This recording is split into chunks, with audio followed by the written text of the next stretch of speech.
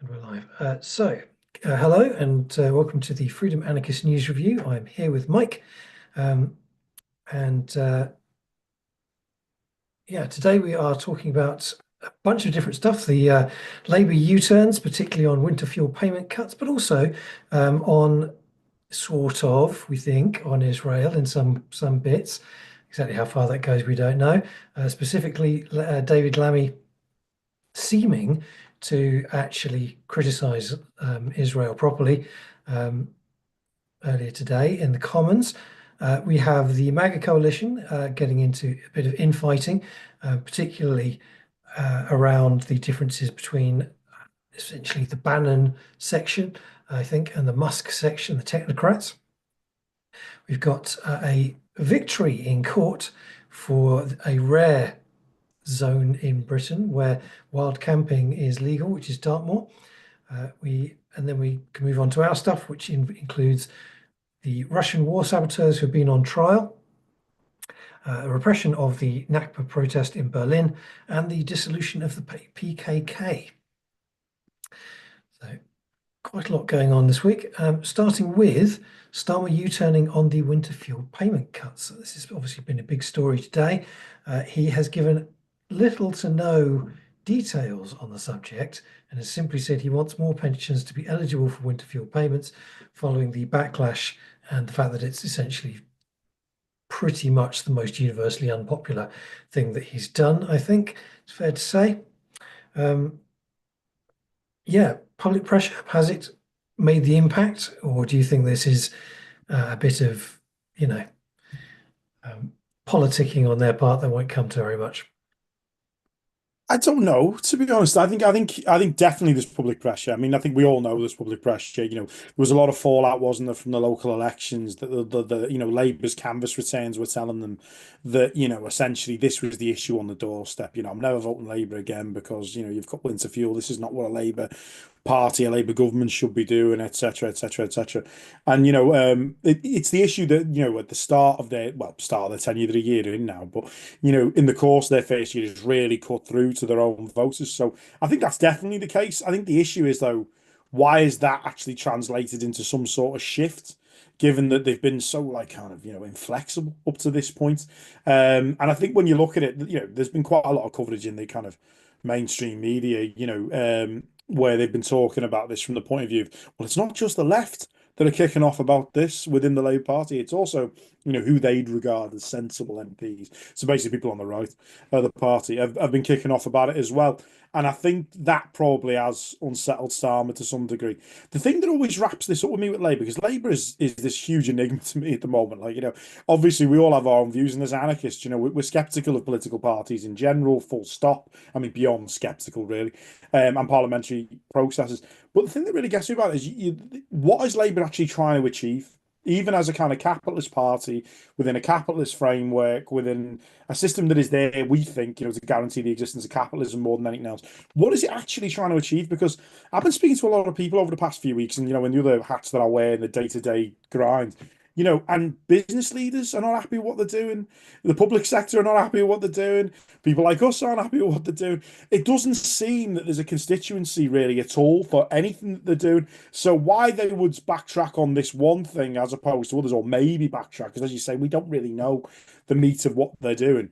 I'm not really sure, because some of the briefing that's come out of Labour as well has been, well, we're only going to be a one-term government. We know we're only going to be a one-term government, which is like, okay. So you've got a big majority. You could do what you like, but you're only going to be a one-term government. So I have to confess, that I'm confused. I'm not really sure, even as a capitalist political party, what is their objective? Because they certainly don't even seem to be pleasing the capitalists at the moment. It's not clear what they're actually trying to achieve. Yeah, I don't know if you've got any ideas of what it is, what their game is. I don't know.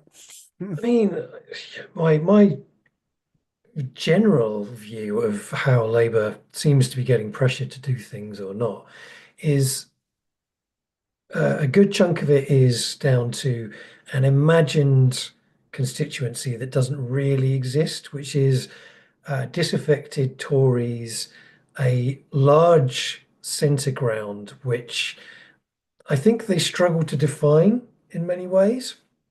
Like, I think that they think they have an idea what it is, but what they seem to think it is essentially Toryism. Um, like they've got this kind of idea, like what was her face? Got told off for the whole white van man. Oh, Emily Thornberry, yeah. Yeah, Was that yeah, Emily Emily Thornberry? Thorne. Yeah, yeah. Yeah. I've always tended to think that Emily Thornberry's general perspective on the kinds of people that white van man represents mirrors what Labour thinks the British public is kind of like. Um, I don't think Labour likes the general public. I think an awful lot of this comes down to uh, they think of the general public as boorish, knuckle dragging, right leaning, patriotic, flag shagging kind of, anti-migrant, like screw everybody else, I want mine types. Um, and that's what they tend to play towards. I mean, most of their policy is something along those lines, right? It's we need to build growth because nobody cares about, say, a broad improvement to collective support networks for it's a sort of logic which leads you to drop winter fuel payments because you think, oh, of course nobody's going to give a crap about, middle class, middle class old people. But in fact, people do, because it's our people in our community, our grandparents, our aunts and uncles, and the rest of it. Um, And on the other end, you've got the pressure of the US, which I think is not to be sniffed at in terms of how it has driven UK policy. Certainly in the first wave of political decision making, you had the incoming Labour government, and then you had the US making it very clear that it was coming in with an ideological perspective that it kind of expected allies to toe the line on, otherwise they would get more hammered by tariffs, getting trade deals would be more difficult, etc., etc. I mean, one of the things which I think that is underestimated in terms of how the trade negotiations went on is that because Labour's focus is primarily being able to say we have unlocked X billion quid's worth of additional trade and investment from overseas, etc., etc., is that completely outweighs basically any uh, ideological dogmatism, if you like, or even ethical frameworking Yeah. for their policy making. So they're quite happy to quietly throw, say, trans rights under the bus, right? Because that does trans rights don't help them build what they think is the core, which is uh, increased money in the system, thus making individuals feel more prosperous, thus undermining uh, the movement towards reform. Now, as we know, this lack of understanding that ideology exists in the public, I think, is tripping them up time and time again. So, I mean, as we've sort of said repeatedly, they don't understand that there is no migration policy, no tough as nails migration policy that is going to pull the reform voters to Labour.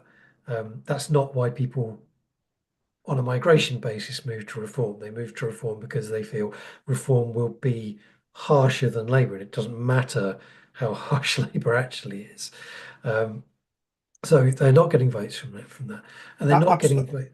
Sorry. Sorry, mate. Sorry, say. Yeah, absolutely. I was just going to echo what you were saying. I think absolutely that point because you see, obviously in the US as well. You know, for example, there is no extent to which, for example, the Democrats could run to the right on any given issue, and Maga wouldn't be able to outbid them because there's already that, as you say, that fundamental belief with the Maga followers that actually, we're going to talk about this in a minute.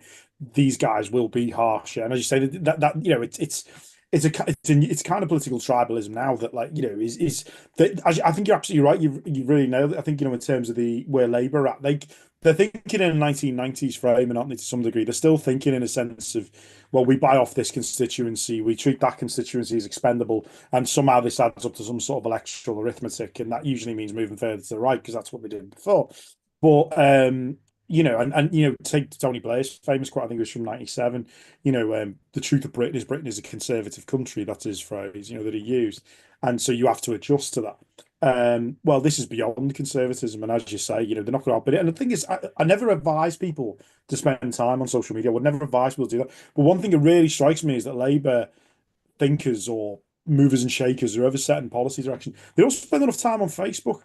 Because if you are on Facebook and you actually know anyone who's a reform voter, or you see what gets posted, for example, in community groups, people who are in the local village group or the local town group, something like that, you see stuff where people are calling for Keir Starmer, all kinds of things, really extreme stuff. And I don't know what the community moderators are doing about this. Apparently, not very much, but they're calling, and they identify Starmer as part of this giant woke conspiracy and all this sort of stuff. They're not going to be won over. I mean, obviously, that's not all reform voters, but it is a subset of reform voters. Um, they're not going to be won over, as you say, by saying, "Well, we're going to cut it by X%." Those things are meaningless to them. So I totally agree with what you're saying, and that makes a lot of sense. That makes the incoherent coherent, to think in a perverse way, but it just sounds like it's doomed to failure, right? Yeah, no, I think it definitely is, and it's um, they've got themselves in an incredible pickle in as much as so reform is never going to see Labour as anything other than liars, essentially, and correctly so, right? Because Keir Starmer gets elected in 20, gets his position in 2020 or whatever it was, by making specific promises about migration and saying how great multiculturalism is and all the rest of it. And 5 years later, he's saying the opposite. And if I was a reform voter, I would be uh, in that position of saying, well, obviously, Starmer doesn't mean this. Obviously, it's just said for effect because he thinks it's going to pick up votes. Farage has been doing this 20 years and had the same line throughout. He is more reliable. But the problem is they've also done it in the other direction. Um, because Yeah, by throwing migrants under the bus and by throwing trans people under the bus and by throwing out support um, support bases for all kinds of different working class constituencies and basically saying we're not going to tax the rich, we're not going to um, provide money for the poor.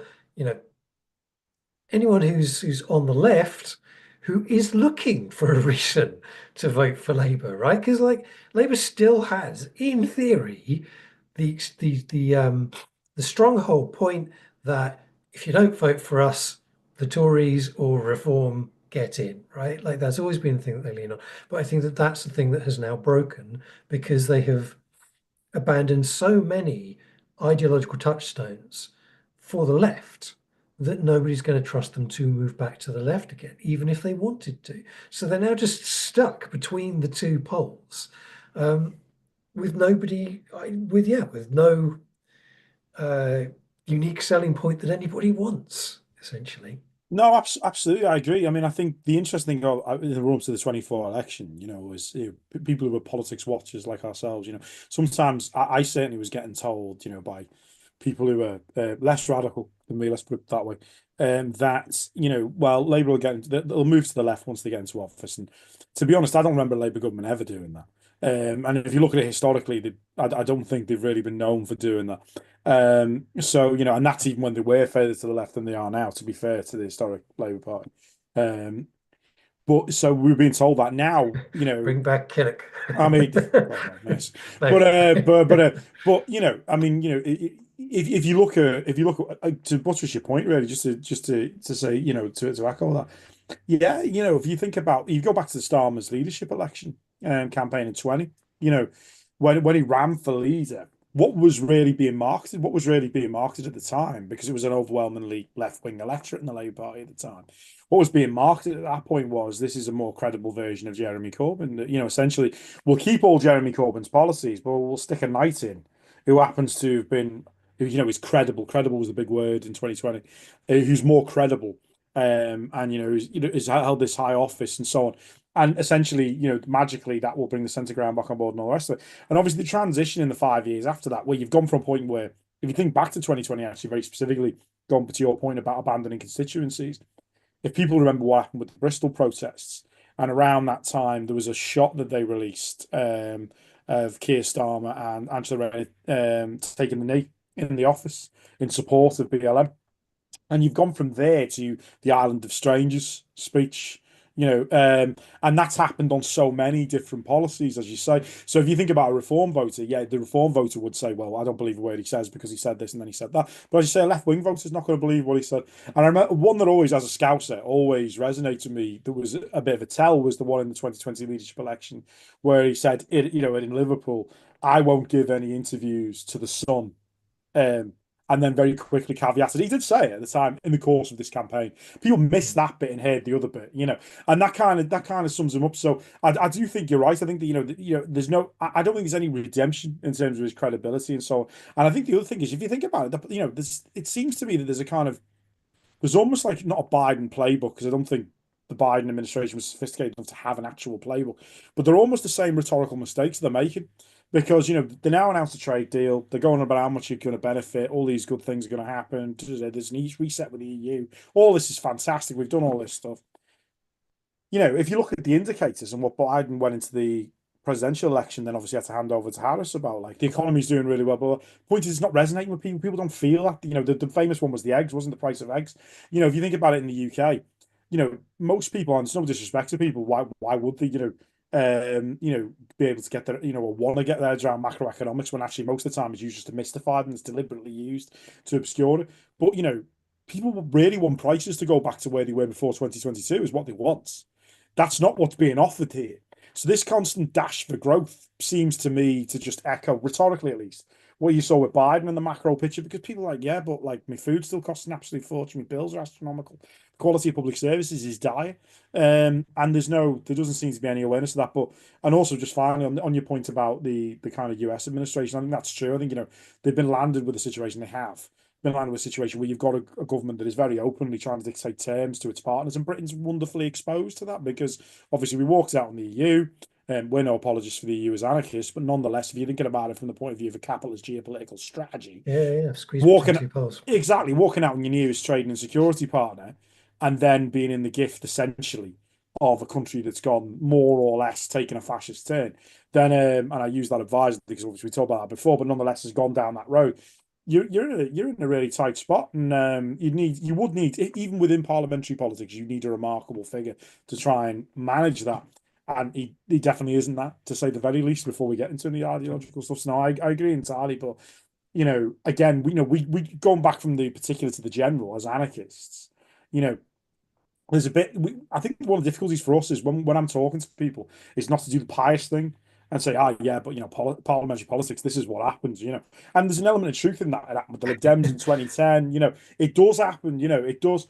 But at the same time, trying to elucidate that there's a different sort of politics that can meet your needs, and that we've had examples of it and they've been viable. That's the challenge for us, I think, constantly.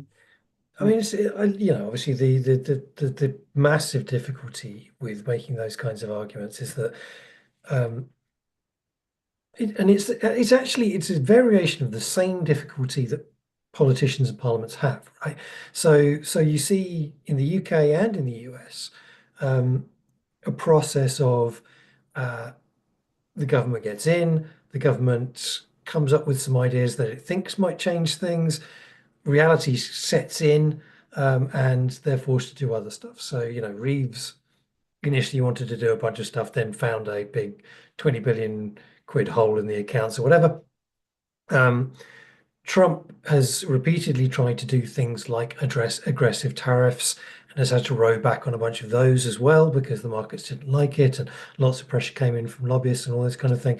And what happens in a relatively short space of time. And we know this is within Trump's first 100 days. It's within Starmer's, well, it was within weeks, really, when Starmer took over. But the finances and the choices are so restricted that even if you wanted to be ideological, the pressure is all in the other direction, right? The pressure is all, no, you've got to maintain a general status quo-ishness. You've got to maintain the general kind of role of, money headed upwards, etc., etc. Neoliberalism is not something you could just do away with overnight. It's not how it works. And we've, as a society, we've been, bombarded with this day in, day out for our entire lives, right? Like Yeah. I like pretty much as early as I can remember, the what was it? oh, what was her name? She was an organizer of a rent strike. Really, really great speech, basically saying the gross domestic product. It's all about the gross domestic product. If you work hard, you bring up the growth GDP, then there will be more for all, and we will have prosperity. Right? That gets drummed into you from day one, and it leaves you, particularly if you don't go through, as we do, years and years of um, talking angels on the head of a pin nonsense about about alternative economies, right? Yeah, If you're not going through that the whole time, then it really does seem like there are no alternatives. And even with a full anarchist training, was it, years of whatever, like we still have to refer back to the Spanish Revolution, and maybe the Zapatistas, and maybe kind of the Kurds ish, and essentially either failed revolutions or compromises with the status quo. That's the anarchist ability to kind of reference real economics other than things which kind of um, have to function as seeds beneath the snow, the yeah. classic line, workers' co-ops and things which operate on a capitalist basis, but with an eye as far as possible towards cooperativism and mutual aid. And it means that we are, as a society, left with shorter horizons um, than we should do, and an inability to envisage revolution in a kind of holistic way, I suppose. Um, And I know you and me could riff on this phrase. We could start going down our favorite revolutions, I'm sure. But I think just in terms of just speaking to somebody who is an historian, like that's my background. That's what I was trained in. One of the things that's really interesting to me is, what I was James Scott, and controversial figure for various reasons, but yeah, he had a very good quote which I used in the book. History at its best is the most subversive discipline. And I think at a basic level, where history is really helpful to us, I think, is just that it shows the present is contingent. Where we are now is not inevitable. Actually, there were other alternatives, other route paths that weren't taken, paths that could be taken. But I think the other thing, when you think about it like that, as you say, we've been socialized throughout our lives, into this world. There's only one way of running an economy. Even the ways that were possible of running the economy before, say, 1973, are no longer possible. That's not possible. Therefore, you're stuck in this kind of eternal presence of what Mark Fisher called capitalist realism. You're stuck in this world, you can't move beyond it. The one thing I would say though is I think there is a little bit. I'm not into history repeating itself. History is too complex for that. But there is. I remember in the 1930s during the Great Depression, there was a lot of rhetoric at that time about inflexibility. Well, we can't attack capital because if we attack capital, then ultimately we won't be able to, develop the energy in the economy that'll be able to bring us out of this depression. And of course, what that led to was mass impoverishment, basically. And I remember in the film adaptation of Walter Greenwood's Love on the Dole, which comes later, there's a phrase in that where the socialist agitator, who's the lead character, is getting shouted down with, "We must have capital by a fellow worker." But it just goes to show these battles are sort of eternal battles that we do fight in terms of getting our message across. But no, I think you're right. And I think the other side to it was, I remember when Trustonomics happened and we had the market meltdown over that and the letters and everything. Obviously, I'm no advocate for Trustonomics at all. Not whatsoever. But I think the issue was as well, there was this, well, could bring down the economy. I mean, well, if you're an accelerationist, there might be an argument for No, it. not at all. I think if you think back to that moment, exactly what you're saying, Trump's finding himself hemmed in rhetorically, and not just rhetorically, but also in practical terms by some of what the market's doing. But there was one of the reasons why I was glad that Liz Truss went, obviously, although it's different elements of the same system that we get, but I was looking at it thinking, yeah, but a socialist government, if there was a socialist government, if that were possible, would also be facing the same sort of pressures in a different direction. So, and so And it's do frequently. I mean, and obviously, do yeah, Spirits in Greece being the obvious example. absolutely. Um, So yeah, but that does lead us on to so we've kind of touched on it already, but the MAGA coalition getting into a bit of infighting, and this is so Musk seems to be on the way out a bit, at least temporarily. He's been very, very upset about all the burning Teslas. Very sad. He did a whole interview which has been up on Reddit today, in which he's leaning to the camera and going, "We're going to get you," to the apparent to whoever, and it's a good indicator that perhaps he needs to take a break, like talking about paid agents of some kind, um, sort of doing all these direct actions. I would not be surprised if he's picking out a bit of a George Soros thing. Seems to be a one he likes to harp on about. But yeah, so he's out a bit. Bannon seems to be in a bit, but basically everyone's annoyed. At least on the kind of that red brown, not red brown. Well, I suppose just brown wing of things. The Strasserite wing, I suppose, of Maga. Um, because obviously Trump has uh, got up quite a few noses with his plane from Qatar, and also because obviously the next budget, which is going through, is including vast tax cuts for the rich and seemingly very little for the middle classes and poor. It seems to be a very aggressive, traditionalist Republican um, budget, sort of, a full-on wish list of what Republicans have always tended to want. So cutting things like Medicare and all that kind of stuff. Um, yeah, I think it's an interesting one that um, the MAGA coalition is not actually making as much headway as it initially seemed to. Again, it's gotten bogged down.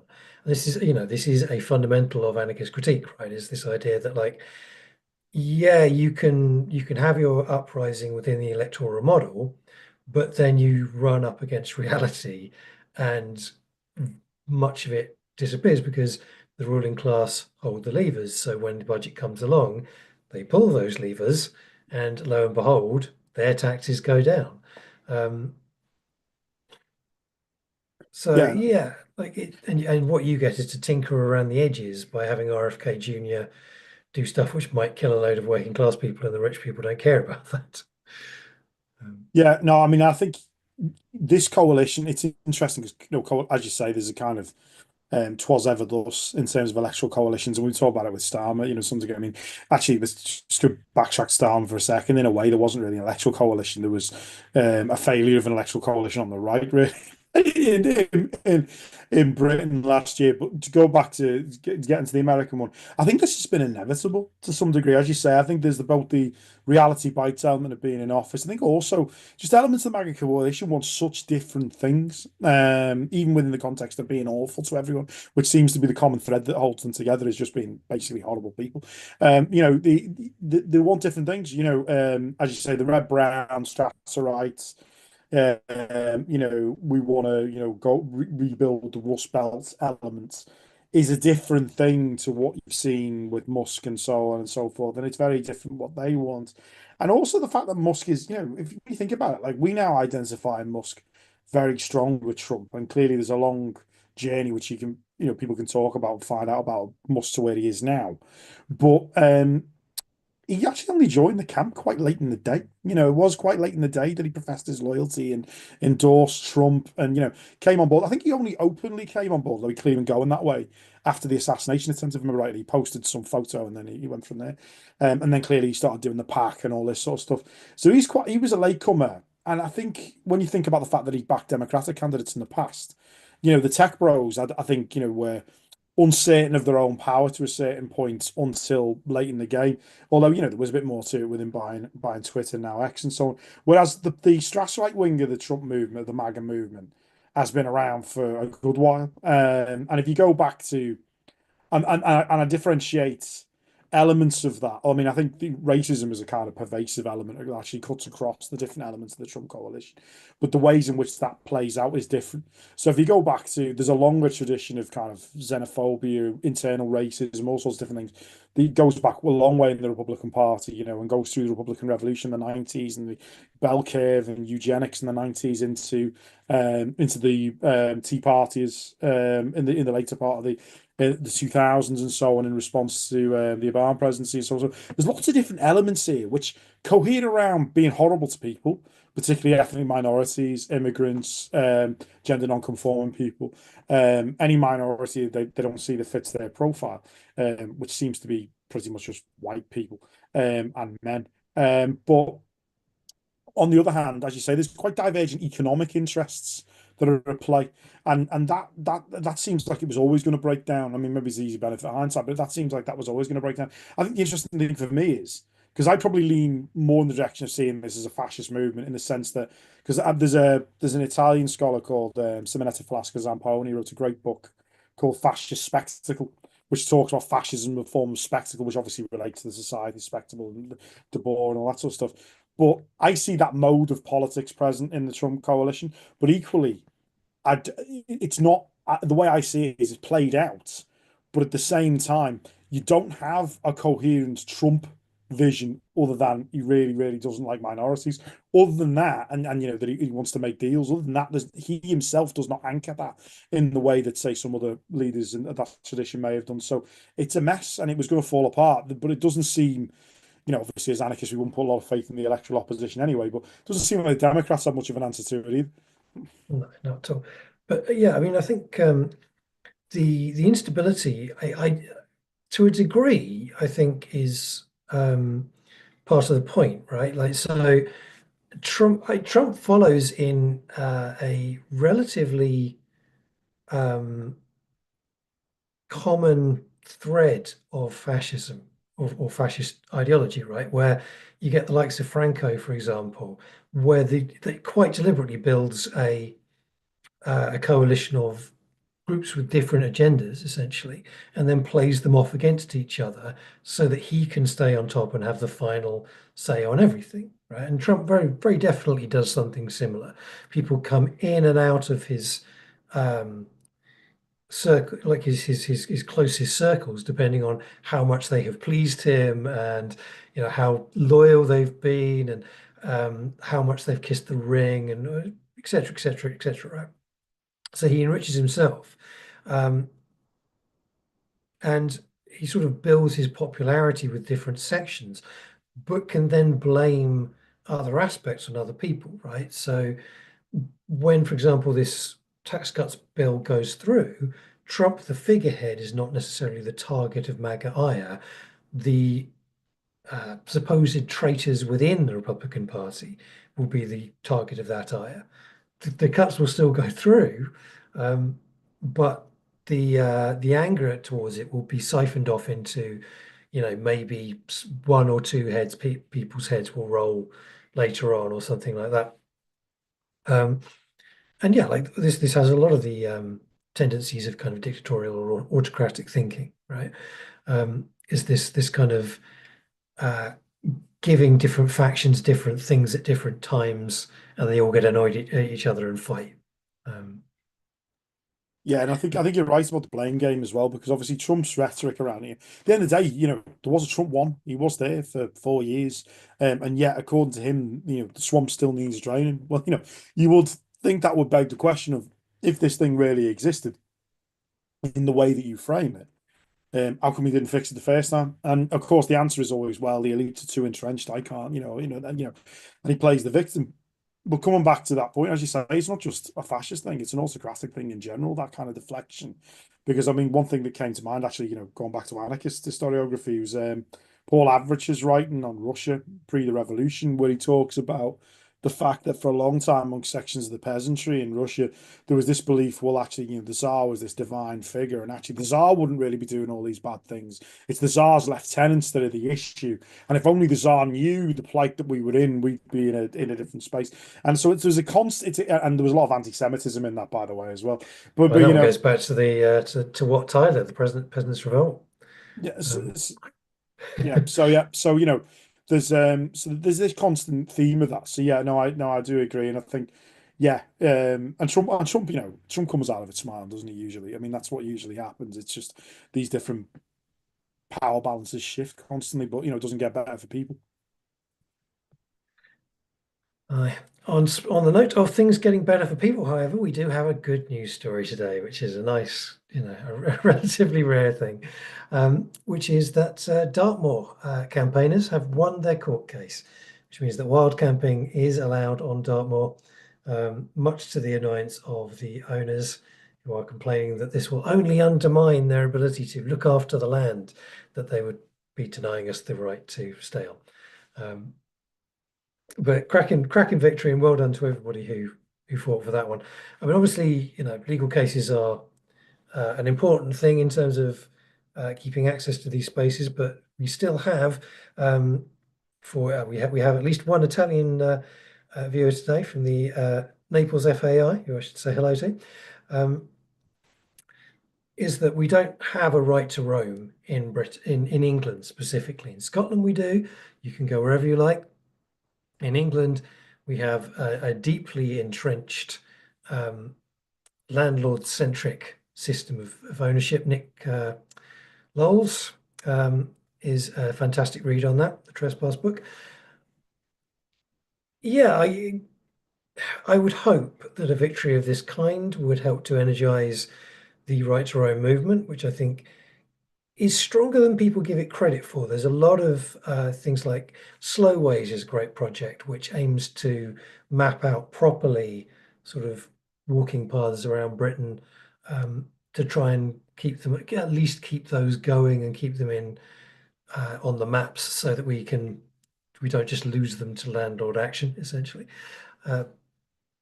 Obviously, a few months ago, there was the government rowing back on the final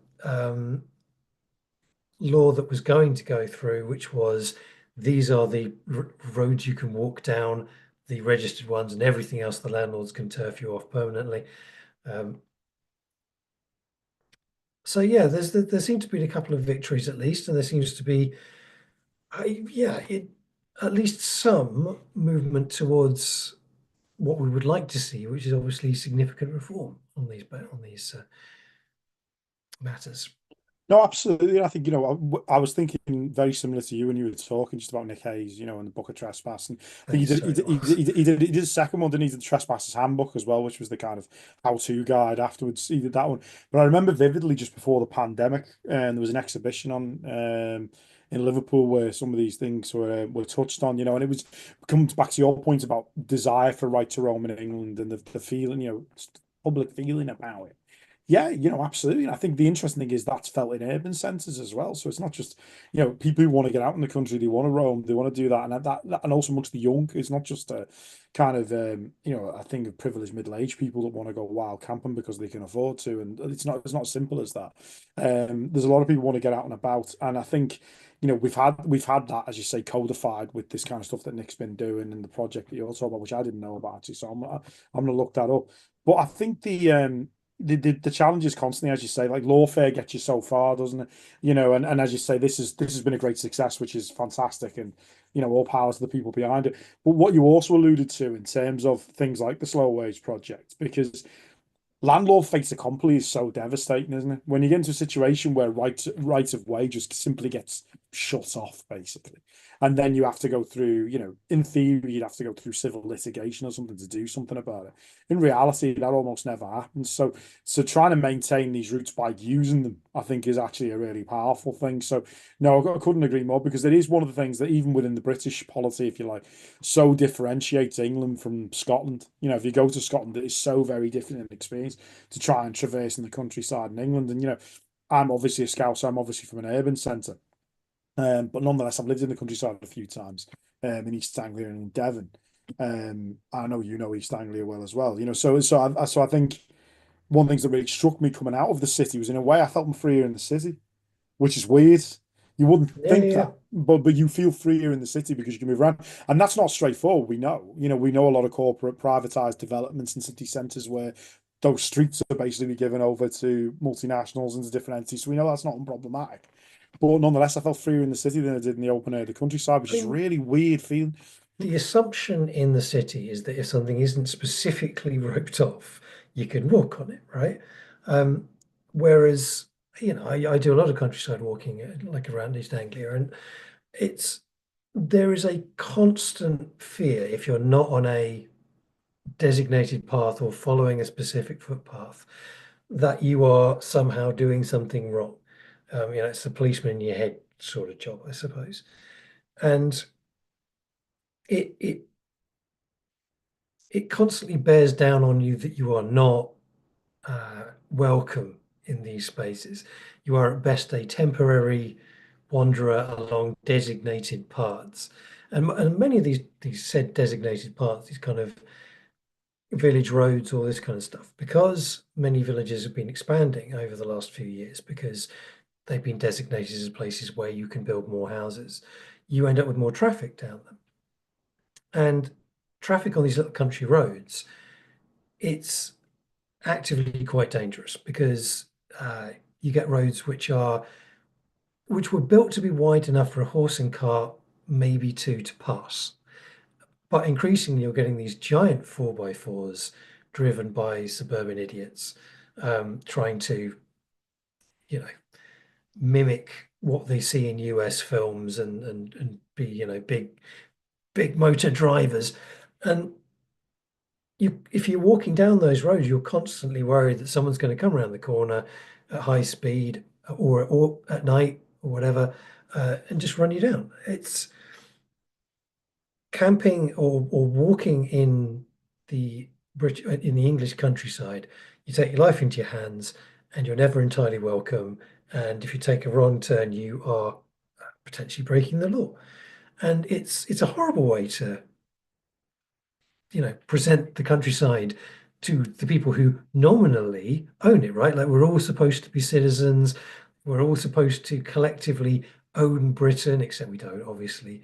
But that is the rhetoric that we are told over and over again by our lords and masters. But yeah, the trespass signs are everywhere, and the only way really, as you so rightly say, lawfare only goes so far. The only way really to break it as a tendency is to just take direct action. I mean, Nick Hayes is a good example. Throughout his book, he trespasses. That's the book of trespass. He trespasses, and he gets himself into trouble occasionally, or at least into unpleasant conversations.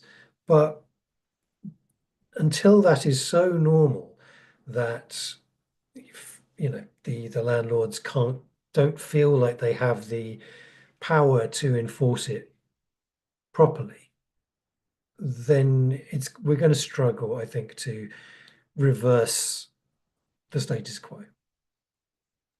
I think just to make a general anarchist point for a sec, just on that, I think what you've hit on there really, and Nick Hayes obviously is not coming specifically from our political background, if you like, but nonetheless, I think this is something where it can be really illustrative when you're having conversations with people about anarchism, where you're trying to get into conversations about the kinds of things that anarchism is about. Because what you said then about like in the city, you just assume you can go anywhere that's not roped off, is what people really think freedom is and what people really think property is and how all that works. Because, not everyone's got the luxury that I had when I was an academic. I'm not an academic anymore, but when I was an academic, of being able to sit down and read Ian McKay's edited big book of Proudhon, which I did do because that's A proper doorstop. the proper book that if anybody, I can recommend it to everyone. Though I really think Ian McKay's editions are fantastic. So if you do want to get involved, and I think that one in particular is excellent. But I had the luxury of sitting there and reading that, right, thinking, hang on a minute. But also for me, I was finding my way into anarchism, and it helped. It was like, oh yeah, that makes sense. But the idea of reciprocity of rights and the idea of property being a form of domination, all this sort of stuff, which sounds pretty basic to us, but at the same time, that point about you cannot walk across that field, you cannot walk down that road, but also the point that you made about you are constantly under suspicion. Even if you might be exercising what is a legal right, that legal right is tenuous because it's granted, it's under duress, maybe. And so that point about direct action, I think actually in many ways it's very educative. Just going for a walk in the country actually is very educative on how politics actually works and how your social order is constituted. And I think, Nick talks, doesn't he, in one of the books, I think it's Book of Trespass, talks about the Drax estate, doesn't he? He talks about the walls and all this sort of thing and how Yeah, it's yeah. walled off. And I think, and I heard him in a conversation. I think it was one of the Pluto podcast, when he was talking about, this could be the thing where people realize they have something in common, across different demographics, different, because of the fact that we're all excluded, we're all marginalized. So, no, it's great that there's been the victory. I think the victory is massive. I think also it will be difficult actually for them to fight back against this, I think. So I think that's a good thing. But I think people should go wild camping as much as humanly possible. That's definitely what they should be doing. Yep. Right. On to our next story. So we're getting into the stories that Freedom has been writing. So you go to freedomnews.org.uk to get the full articles. In Russia, we have anarchist war saboteurs going on trial, and this is Alexei Rozkov being sentenced to 16 years, and Ruslan Siddiqui, who is facing life imprisonment for political terrorism charges.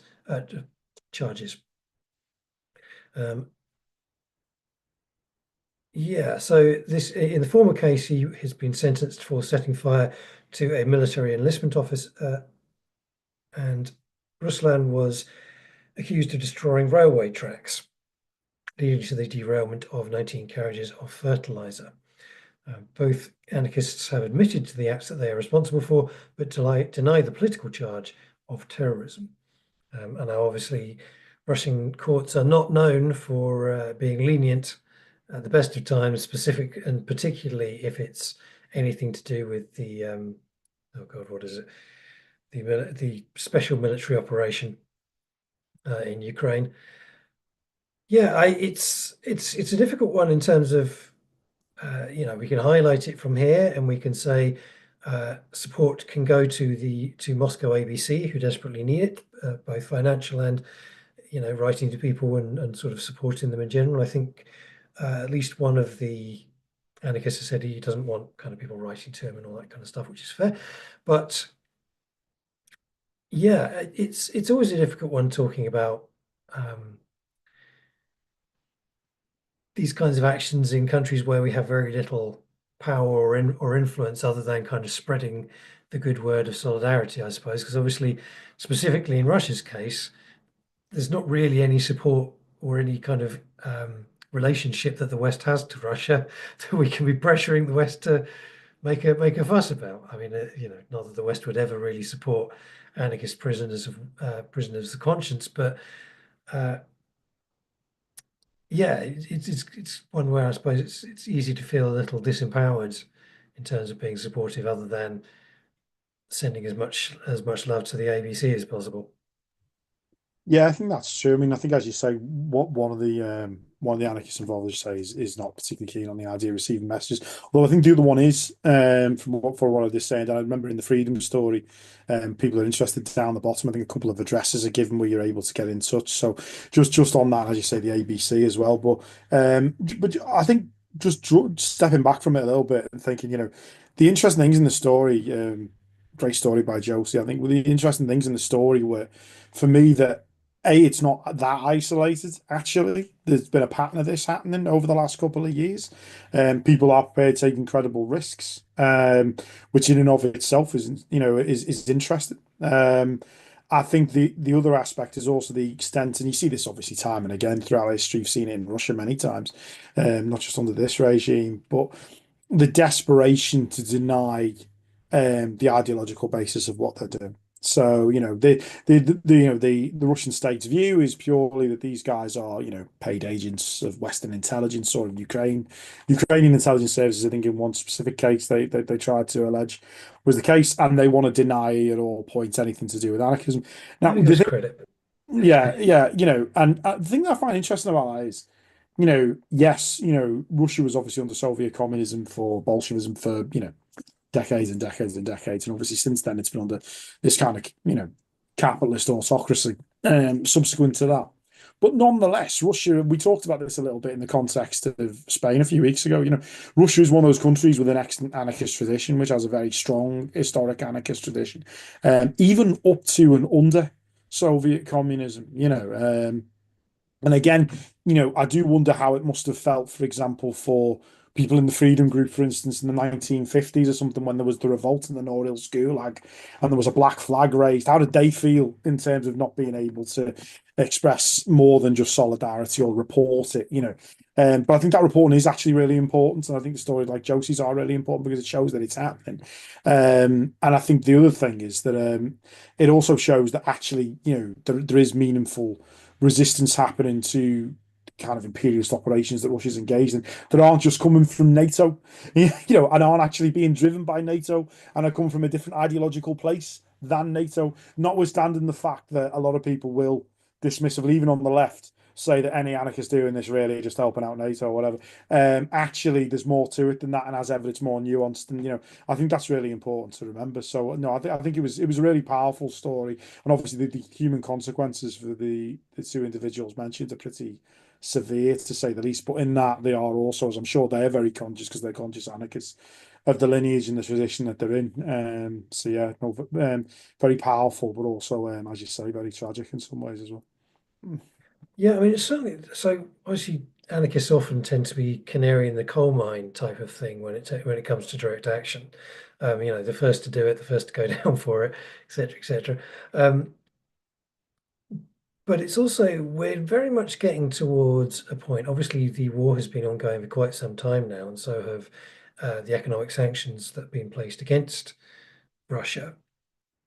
And it's difficult. It's always incredibly difficult to tell from reading, specifically Western media. The English language media is a disaster zone in terms of being able to tell exactly what's actually happening in Ukraine or Russia. But it would be logical to think that economic sanctions are often overblown, but they aren't nothing. They can cause a certain degree of damage. Certainly, there seem to be economic indicators which suggest that the Russian economy, first of all, has been overheating and has become far too dependent on a state-led war economy, despite the fact that obviously they strongly place a propagandistic value on saying, well, no, we're not in all-out war. The reality seems to be that they kind of are, and that certainly that they've spent enough money to be and that they're struggling more and more to sell the things that they want to sell and replace the things that get broken and all the rest of it. So economic damage tends to be a more reliable driver of resistance than anything else, really. Specifically in a war like this one, where the actual physical consequences of being at war have been somewhat offset. They've not really drawn most of their soldiers from Moscow and St. Petersburg and the core of Russia. They've drawn them from the Far East and from the South and from places where people are Russian, but minority Russian. And therefore, drawing from them, they tend to be less able to defend themselves. They're not going to be traveling to St. Petersburg or to Moscow to cause the sort of stink that would actually worry a regime. Um, But as the economy draws in, that damage affects everybody, and specifically the economic hubs over time. It wouldn't surprise me if there is an awful lot going unreported in Russia at the moment in terms of quiet sabotage of the war machine and people getting fed up and starting to build methodologies of resistance because those methodologies by nature, as we know, have to be very, very quiet if people don't want to just get arrested and sent to latter-day gulags en masse, right?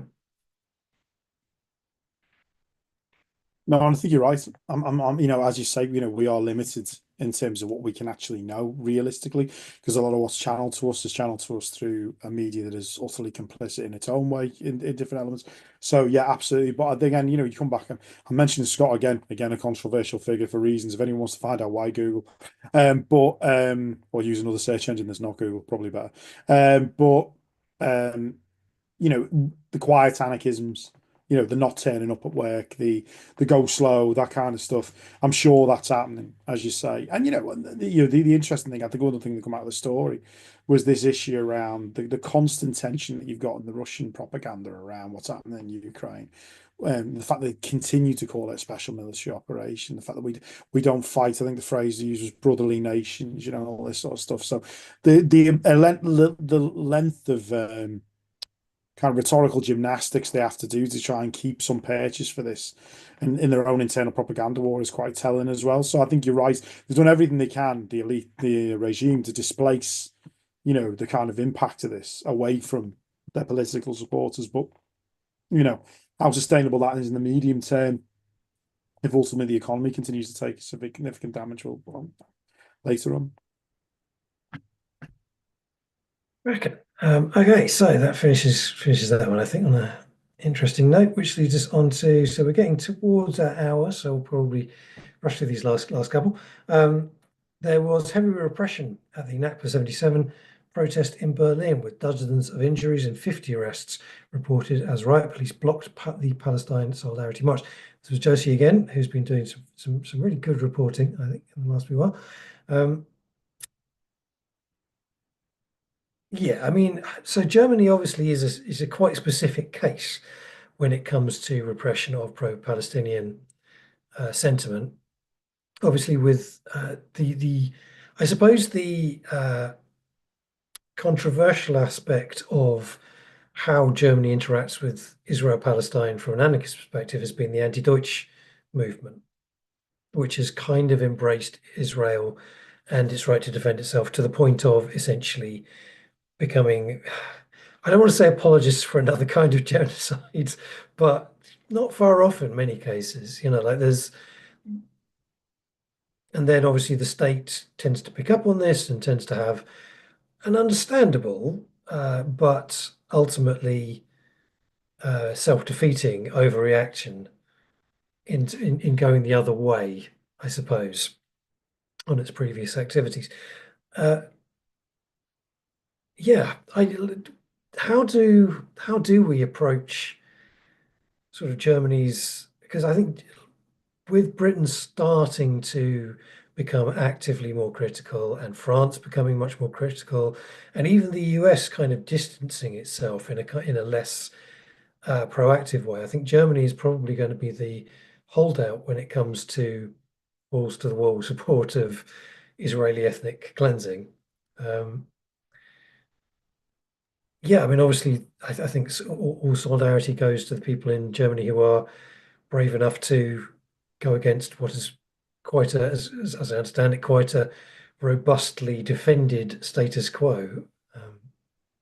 Yeah, no, I mean, I think it's taking going back to your point about the anti-German movement, and the kind of legacy of the Cold War and this strand on the left that there's been in Germany around, essentially, um, taking Germany's historic guilt for the Holocaust and using that to frame particular politics.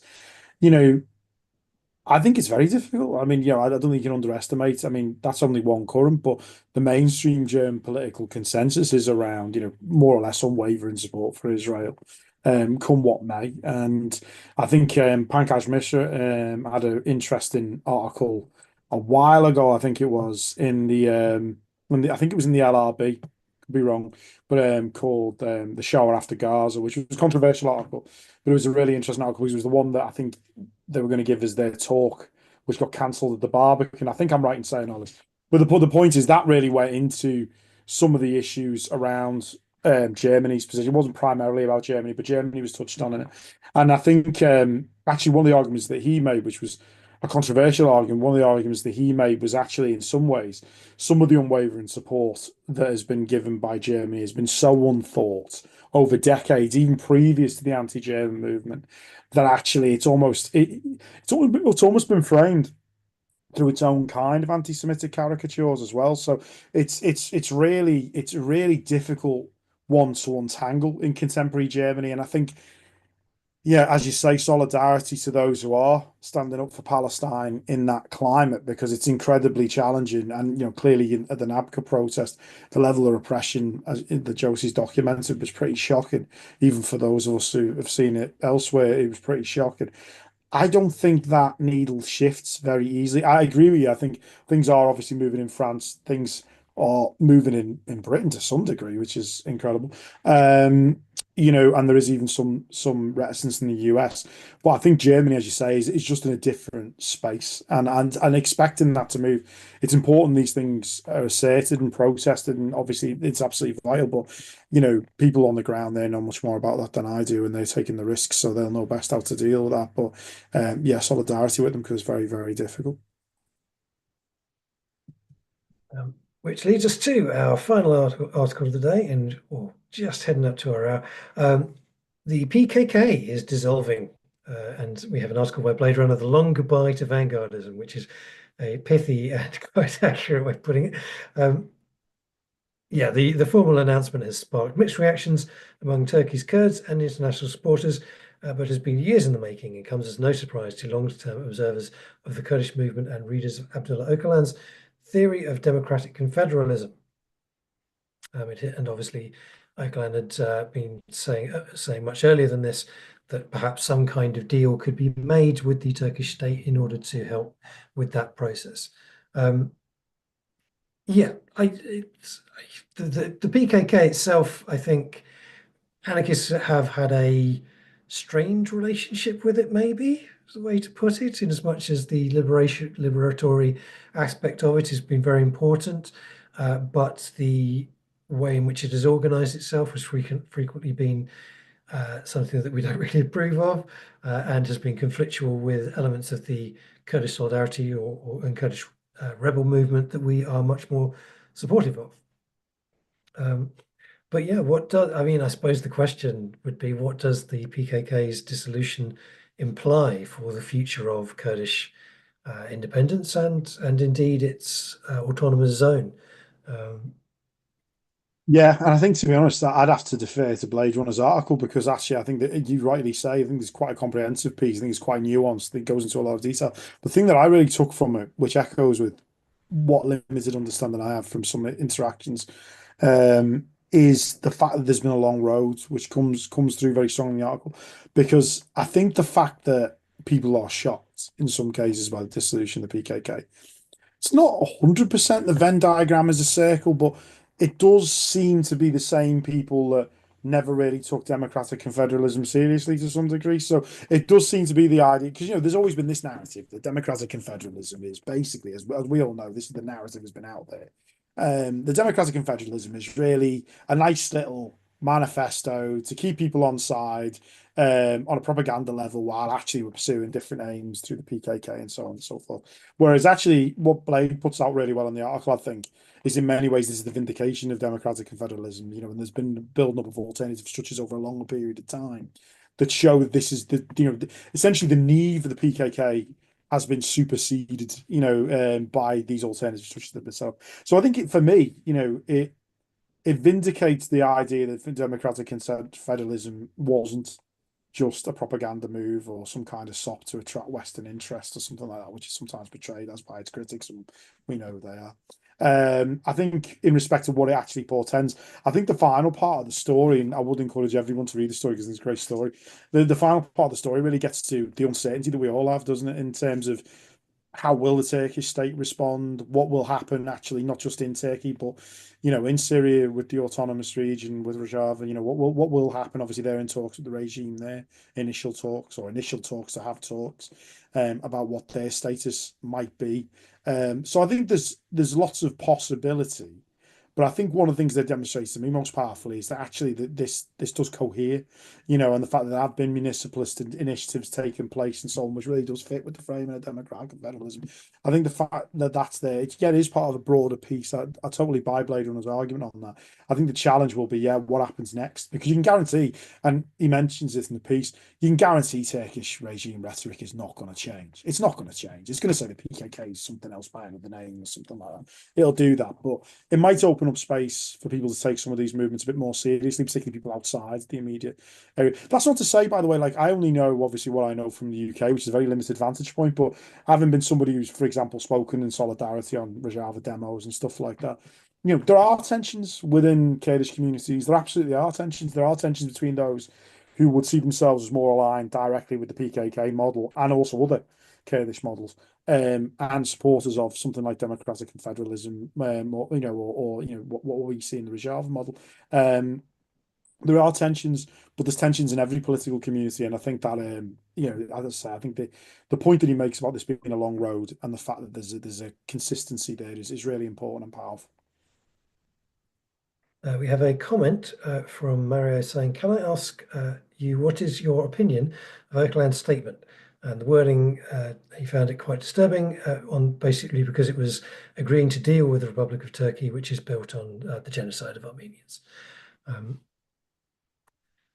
Which is a good question, in as much as, I mean, obviously there is a fundamental issue that Turkey is an overwhelmingly powerful state entity, and